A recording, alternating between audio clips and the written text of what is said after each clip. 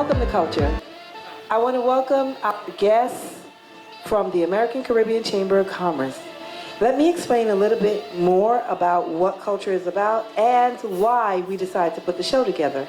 How many times have you heard an organization open up and you just wonder what they did? You wonder why they opened it, what they did, who they partnered with. So you normally have to go on a website, look up, do your own research. Well, we're here to help you research it. We're here to help you put together the loss of the community and what it is that the community really needs. So the American Caribbean Chamber of Commerce was actually designed by these wonderful guests, and we're going to learn more about their positions, their careers, and what they're going to do for the community. So stay tuned for Culture TV. One take, okay. When I come back, I'm gonna thank, because we'll have different segments in the middle of it. So when I come back in, I'll talk about the American Caribbean Chamber of Commerce, and we'll just bring the guests in. We're gonna go ahead and thank everyone. At the end of the show, please remind me to thank the sponsors. Very important. And I didn't ask that person, sis, can you ask her about her sponsorship before I mention her? Yes. Okay. All right. So, I'm ready when you are. Is everyone good? Anybody want to cough? Blow their nose? Pick their nose? Steve, RJ. Are you just RJ or RJ? Okay, okay. Dr. Marie Baptiste. Ashley. Everyone is going to say their name and introduce themselves. Dr. Baptiste, okay, and Mr. Fishburne. Am I calling you Fishburne? Lawrence Fishburne. Lawrence Fishburne. That's how you remember. That's how I remember your name. That's it. That's a great idea. You know, like Lawrence Fishburne. Yes. Okay. I'm ready to know. Ready? We're back. Welcome back to Culture. Yeah, I hope you enjoyed our sponsors. Please check them out. They are really helping us push this show, and it will be really good for you to patronize their business. But thank you for coming back. We have our guests back, and when we left off, we were going to talk about what is the Caribbean Chamber of Commerce, the American Caribbean Chamber of Commerce. We can go ahead and take that part. What is the American Caribbean Chamber of Commerce?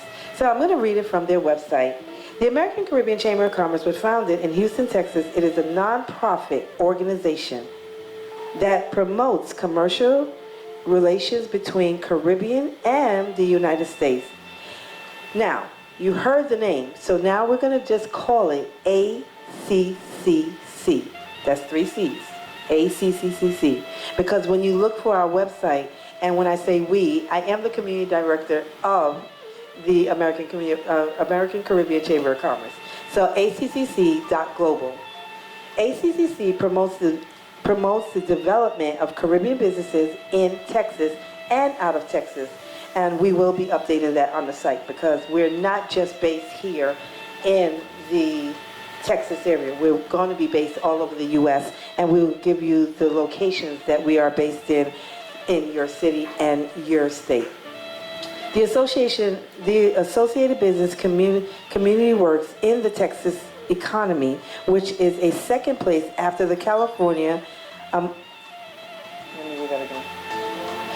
The Associate Business Community works in the Texas economy, which is the second place after the California among the fastest growing economy in the U.S.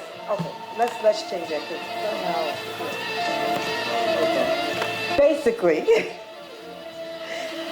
we are stationed in Texas and we're all over, and it is to work with the community within the Caribbean and the U.S. We're going to bring on the guests. We want to thank the guests for coming in, and we're going to bring them on. Hold it for a second. That was, what's his name? The African guy? Debo. Debo, can you answer this for me? He's asking some questions. He's supposed to be coming in. Here you go. Sorry.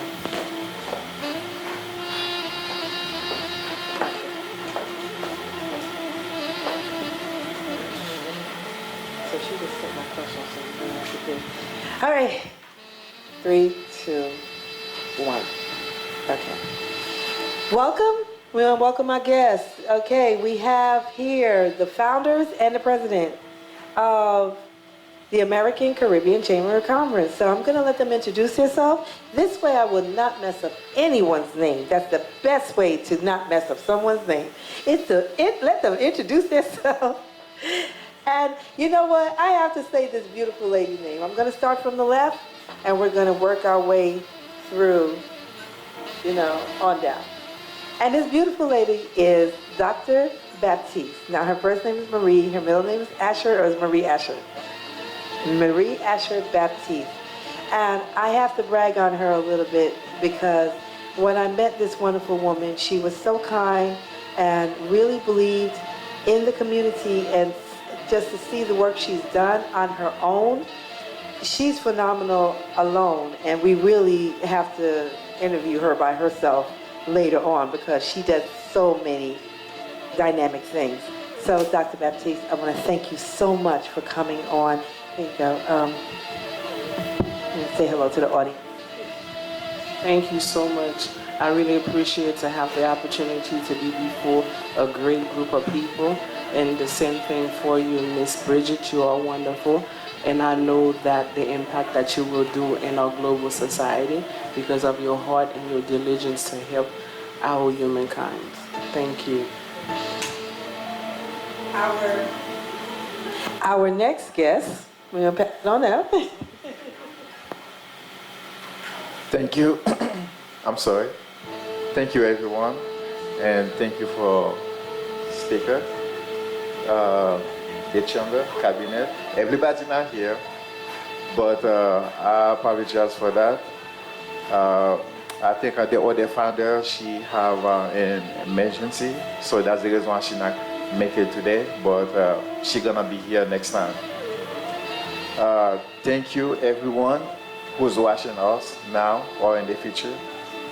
I really say thank you for support. And just like everybody say, I'm one of the founder. I'm OJ. Thank you. All right, hello everybody. My name is Steve Akoraha, and I am the president of ACCC. And it is an honor, pleasure, and a privilege to serve as president. And I look forward to, networking and meeting everybody and establishing great relationships for the chamber. I really think we can do a lot of big things, and I thank you for the platform for us to speak today. Good morning, everyone. Thank you for having me here. And my name is Warren Truck. I'm the media director for the American Caribbean Chamber of Commerce. I serve at the pleasure of our president, Steve, and I serve at the pleasure of Beverly Brown. It's an honor to be here today, to be able to just be a part of this organization. And I just want to close by saying that I think it's extremely important that the American Caribbean Chamber of Commerce has been birthed here in Houston, Texas, and soon to be across the United States. That sometimes, well, not sometimes, but more often than not, there's a lack of representation from the Caribbean populations. And we know the Caribbean as a vacation destination, but we should realize too that economic development is essential within any community. So I'm looking forward to being a member of the American Caribbean Chamber of Commerce, and it's a pleasure to be here. Thank you. So what we're going to do to make sure, what time is it, Bev? Deborah? 12:12. Okay, so 12:12. What we'll do, Floribel, can you help me with your time? So let's give everyone maybe 2 to 3 minutes to say what they have to say, and you give us a cue when their time is up. Is that good with everyone? Sure, you can. Yes. You might want to keep the phone near you. Or Floribel, give Floribel my phone, because guest is going to come? Okay. Yeah, give it to her. Corbell, the passcode is 0505 00 050500. Oh, I don't care. And if you get in there, please pay the bill, okay? Anyone that just got the passcode, please pay any bill that you see inside the phone.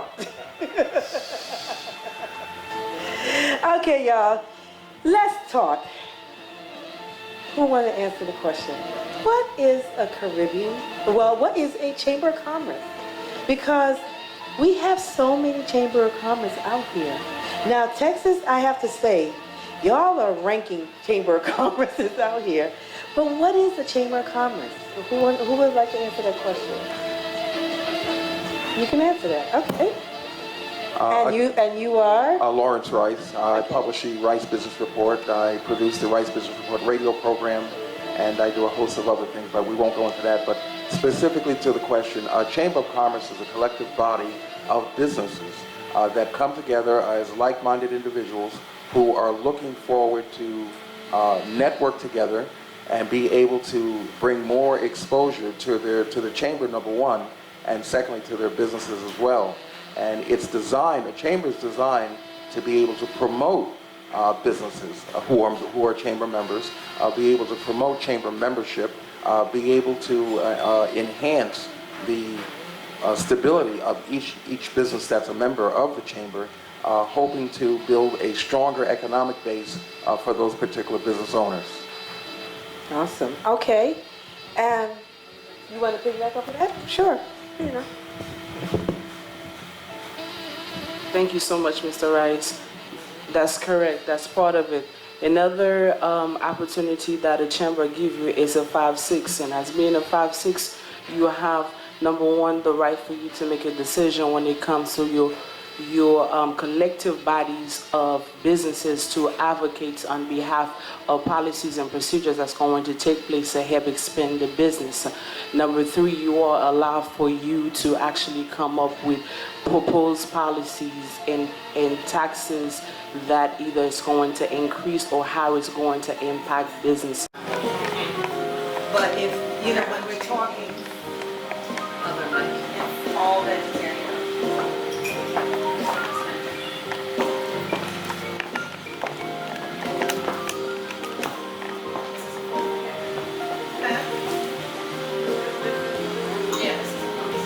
That's how that's, give me a second and I'll read it to you. I'll read it to everybody. Yep. Okay. So who have ever seen the view and all that and how they sit down? I think this is a great layout for us sitting down, enjoying ourselves, being more comfortable. We can get Archie to talk now. Should we get the napkins out of the way? Get the napkins out of the way. And I'll read off what the items are that you're eating. Okay.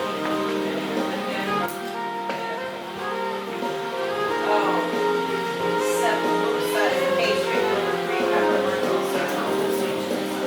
okay.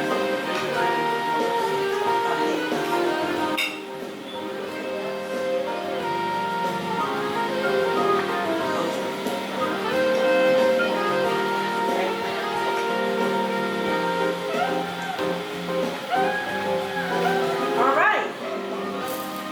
So,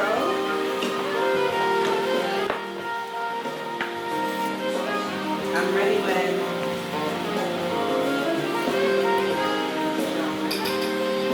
I'm ready when you. Go ahead and eat, Jonathan. I'm fine. You good? I eat on the go, trust me. Okay. From New York, aren't you? Okay. So I'll just talk about the items, but I don't want to be in the video. All right, cool.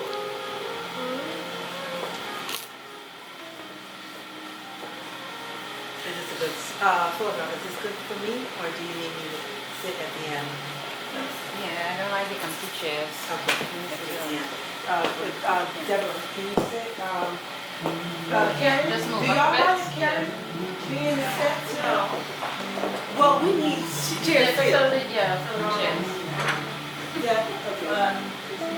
All right, you wanna come and sit? No, it will be smaller, so you have to frame from there up. So just you have empty chairs behind. Yeah, how about remove some of the chairs? These things have to move up.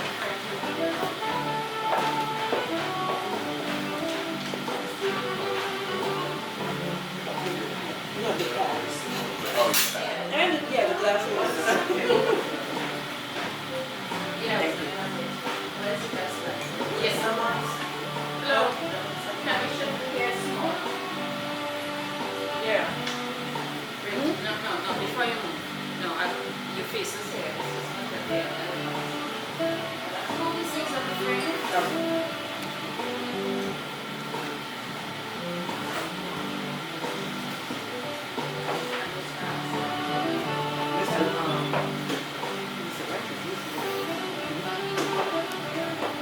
And just keep it tight on them. You need to just move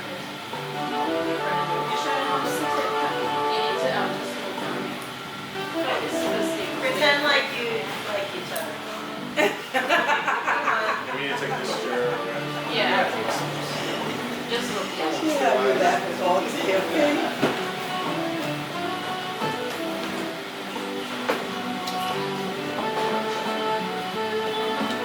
You sure you don't want to sit in there?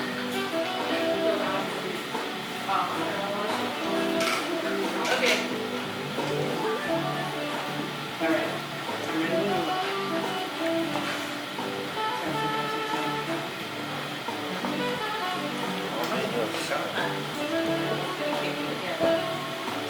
Okay. All right, Marsha, we're ready. Thank you so much. Hey everyone, welcome back to Culture. Now as you see, we changed our whole set because as we said, this is culture and it has to do with our culture, subcultures, and unity. So one of the things is that I wanted to sit down, let's eat, drink wine, and talk. One of the things I noticed that when we went on the break is that we talked about issues about the Caribbean people, and it might be in your actual culture, but we notice it a lot in our culture. And before we talk about that, let's talk about the great food. We did talk about the wine, and Miss Deb, as you say, if you're going on a date, she'll tell you what we're eating. Okay, so Lucy, Ethiopian restaurant where we are today, has brought us a couple things to try. And the first of the items is sambusa, which is new to me. So I'm fixing to look at the menu. And it states, pastry filled with green pepper, lentils served with sweet chili sauce. And that is this little nugget right here, which kind of looks like baklava, but it's not. Okay, then we also have a roasted bell pepper hummus, which we all love hummus, but this is fresh. You can tell they didn't go to H-E-B and just pick this up. It is really good. And they serve it with nice, slightly toasted pita. It's very soft and it's perfect. And then next, we have just a slightly more spicy dip. It's an eggplant dip. It's like hummus, but I think it's a little better. I don't know, but I'm pretty picky, and these are really good dips. And I haven't moved to the sambusa yet, but I look forward to it. And the honey wine is very nice. So cheers, everyone. Let's enjoy a little bit. And I wanted to ditto that. Cheers to Lucy, everyone. And cheers to the American Caribbean Chamber of Commerce, our new show that's going to be such a hit.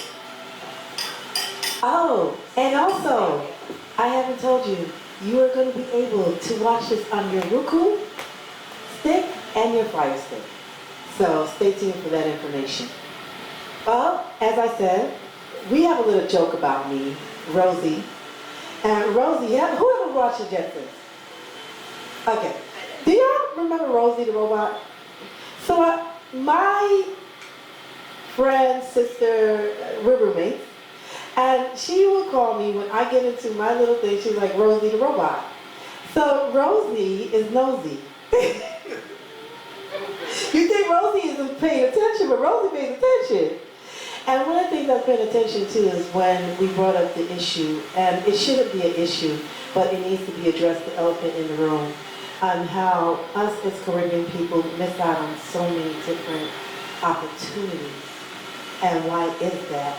I can say it as the host, but I want to hear it from some of y'all. Why is it that we're running so much? Why is it that we have this opportunity, we have great innovative ideas.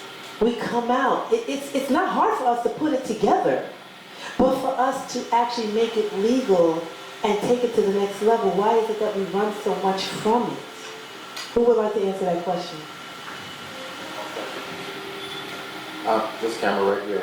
I think that if you look at, or just use an example, the Mexican workers come here from Mexico. They swim, they climb, they walk. No one walks here from the Caribbean. Let's understand that, okay? But you have two different cultures who come to the same place, America. The Mexicans come, and it seems like they know their place in construction. They open tire shops, sell tires, repair tires. They open if I'm correct, a taqueria, the buses, or they transform a bus into a restaurant, and it's a late night destination for a lot of people after they leave the clubs. It's good, it's affordable, it's convenient, okay?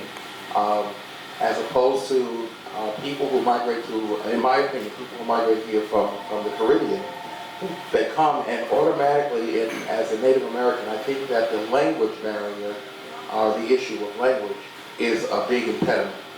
I think that the stigma attached to people who come to the Caribbean, from the Caribbean countries, they're not drug dealers. They're good, upstanding, hardworking people. But sometimes we get labeled, okay, as people who don't want to work, and people who do want to work. And what happens, those labels are kind of hard to get rid of, okay?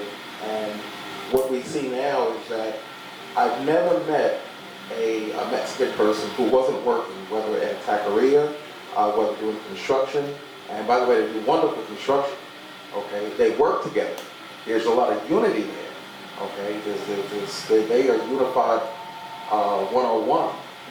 But at the same time also, when Caribbean people come to America, they may feel that, hey, how can I best fit in? And instead of saying, how can I best fit in, hey, come and do your thing. Okay, come and do your thing. I believe there's a restaurant in Pearland, the Island Breeze. Yes, I've been there. Fantastic restaurant from Brooklyn, New York, and he came and he says, hey, never mind me going downtown trying to get a job with ONG or with a law firm or something. Hey, I'm going to do my thing right here in Pearland and have people come to me. So I think that what happens is that sometimes people come here and they kind of sort of not realizing they're losing their identity instead of building upon their identity. So I just want to close with that. Okay, and I want to piggyback with it on that. We're having a conversation. Someone else can jump on it, but there's something you just said about them coming here. Do you know the culture of the Chinese culture and or Asian culture? When they come here, do anyone know what they come here first for? It's not to find out where they're going to live, what house. They're going to find out where they can place their business. And they come in right. I have spoken to several of them years ago, and I'm gonna, okay, so I'm just gonna say it. The United States helps them to get businesses before they even come here. They're already set up. We are really missing out as a people. And I'm passionate about that because in my personal business, I'm a business consultant, and I'm always putting people in right standing with government and everything, but I always have the ones too that run away.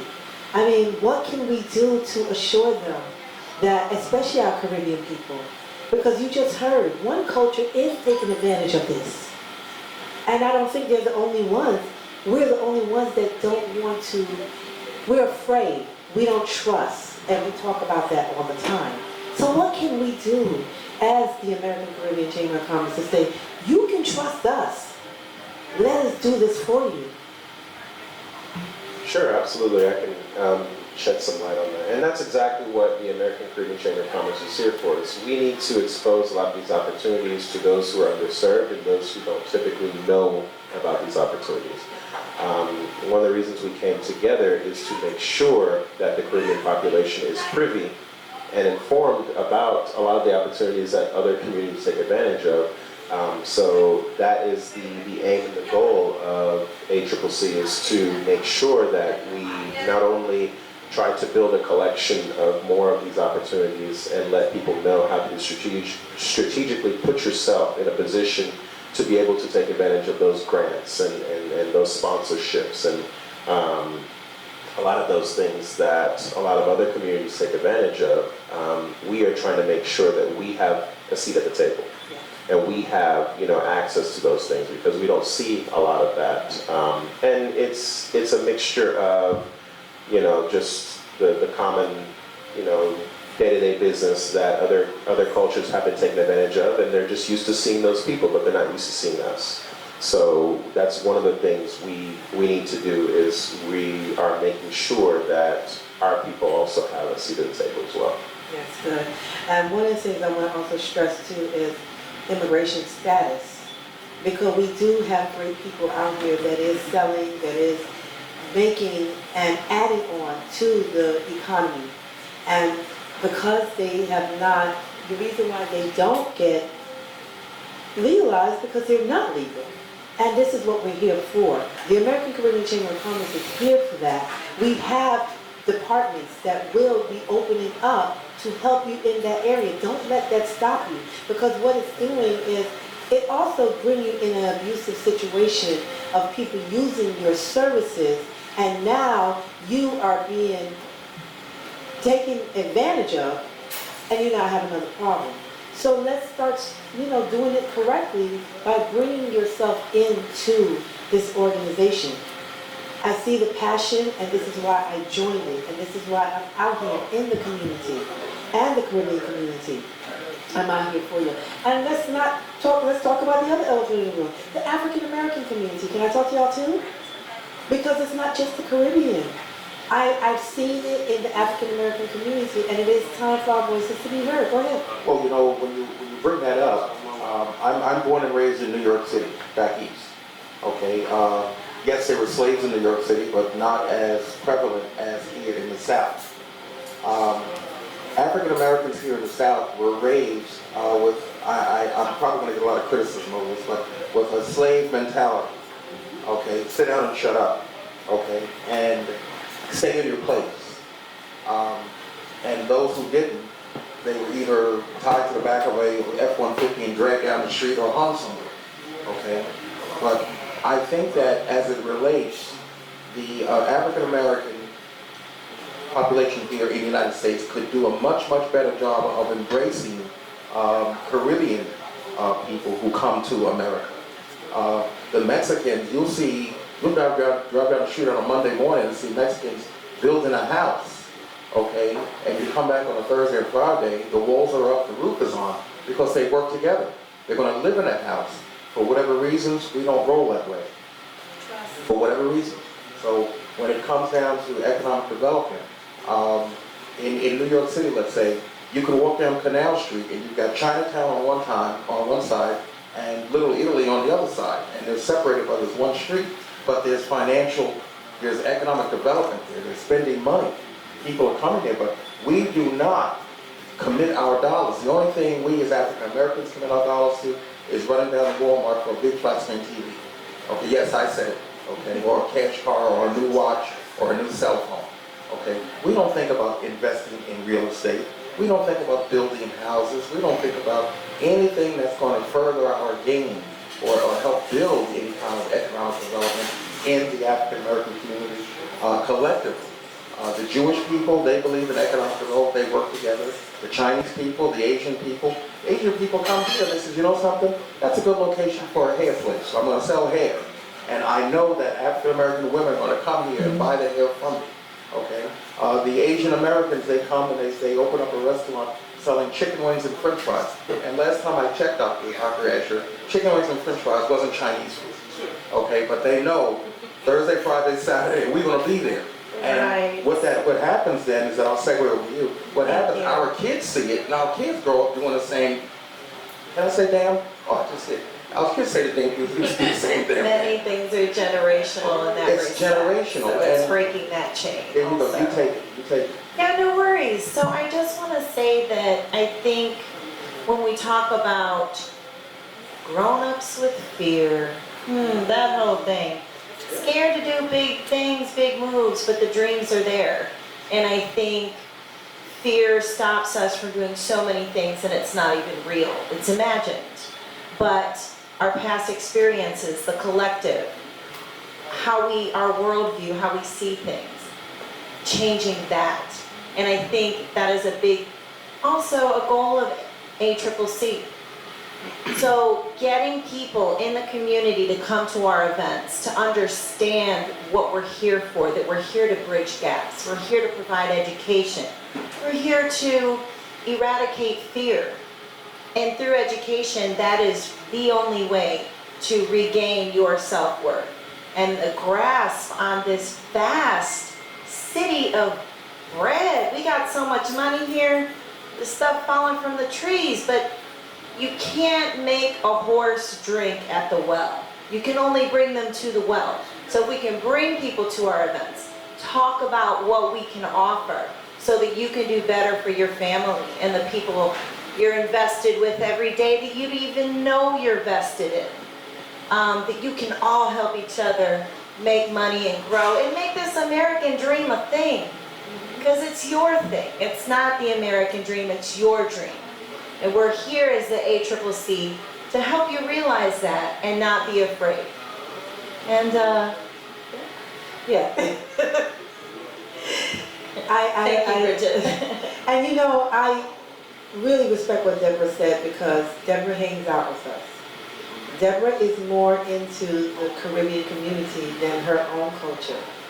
And she sees it. She sees a lot.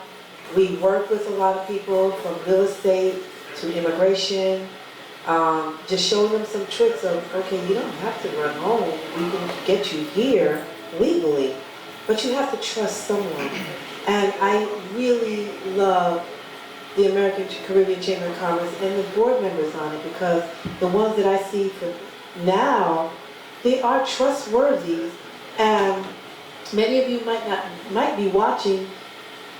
You hear even the presidential candidates. You hear the promises. You hear, oh, well, this one said they're going to do this and do that.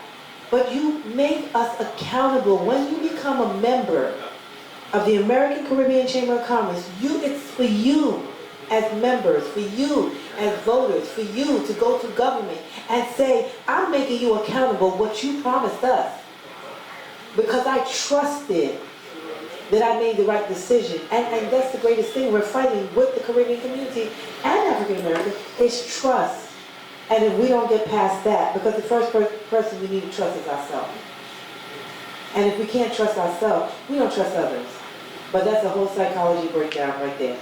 You know, Who else wants to let me be just say one thing too, is that the dollar circulates in the Mexican business community 16 times.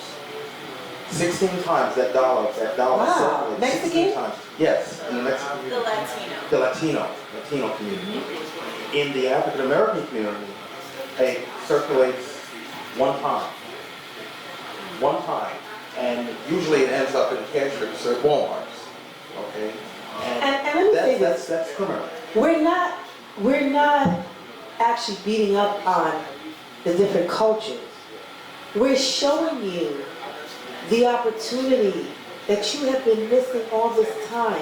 And no one wants to talk about the elephant in the room. We are here. This show is to talk about what is it that we need to talk about and what we need to fix. Because we're not talking about it just to talk about and complain. But this is your solution right here. But you will never know there's a solution if you don't know the problem. Go ahead, Mr. Price. Yeah, do anybody else want to say We'll see, anything? you want to dovetail on that?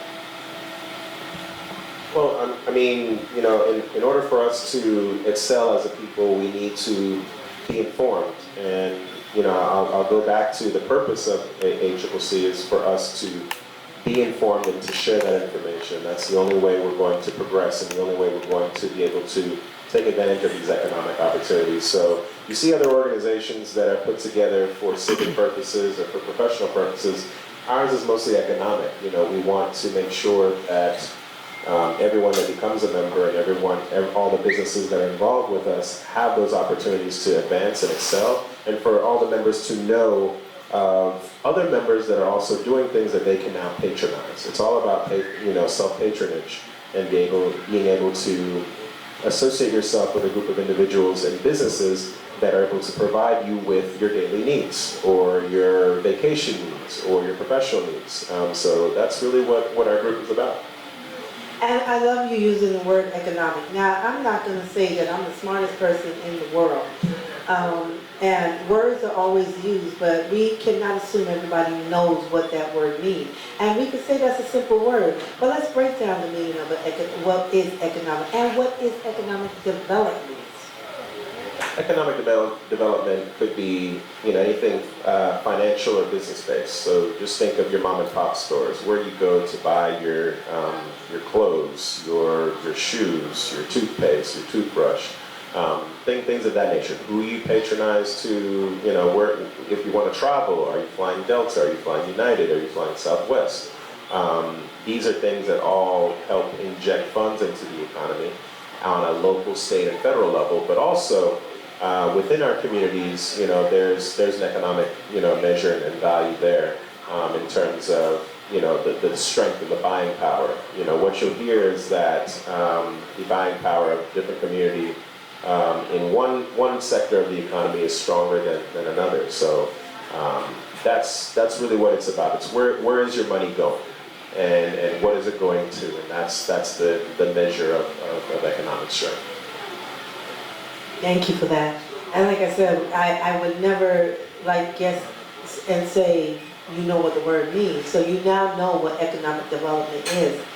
Is it time for you to develop what it is that you need to do? Dr. Baptiste, I love your voice. I need to hear your voice for the community. Because, all right, so you know what? Let's do this. Everybody broke down where they're from.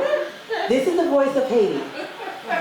That's the culture. Tell us a little what you do, and do you see that in the Haitian community? Are they as scared as the Caribbean community when it comes down to, you know, other islands? And what I love about the Haitian community is that y'all just go do your thing. Y'all ain't scared of nothing, okay? Just that we come here, and I guess because more of when you're coming from a third world country or different places that you know struggle, you ain't coming over here to struggle. You're coming over here to make the dream come true. So, come on, let's hear your voice. You're so beautiful, look at her. Let me say one thing. Coming from New York, I've never met a Haitian person who didn't have at least 2, maybe 3 or 4 jobs. Exactly. Okay. I've met plenty of people here, African Americans here in Houston, who didn't have 1 job. Jamaican 16. And wasn't looking for a job. Okay. Dr. Baptiste, before I get expatriated out of Houston or Texas, I'm going to hand the mic over to you. Okay, thank you so much, Ms. Bridget. I really appreciate that. But not only that I'm a Haitian, but also one other thing for me, one of my motto is global citizen, because I believe that the issue that we are facing in our society, it's not just a Haitian thing or a Jamaican thing or a Guyanese thing, but it's an African and African descent. So there would not be no Caribbean if there was no Africa. So the issues that we are having right now, you know, not having the economic stability that we need in the Caribbean as well as in Africa, that comes with one thing, because the metric was designed for us to fail. Because the fact is that as individual being an African descent and being an African, you know, it means that you already dominant. And being dominant, you already created. We have created so much invention that we're not giving, you know, credit to us, but it was ours. So therefore, from generation on, we was always a dominant culture, a powerful culture. So how do you break this powerful culture? How do you take the resources from this powerful culture? So what you must do, you must break them down in their mindset. So when we were moved from Africa to the Caribbean, Africa didn't stop. Africa just take birth in the Caribbean. And so therefore, when you're talking about, you know, the problem with the economy, we have to now understand to be awake, to be conscious. So when you begin to conscious, we're going on about 400 years of slavery since we've been free or abolished from slavery physically. But when we look at it in the retrospect, some of us, about 70 to 80% of us are still mentally, you know, slave, technological slave, mental mindset growth slave. So what are we supposed to do? That 10% that is global citizen, that is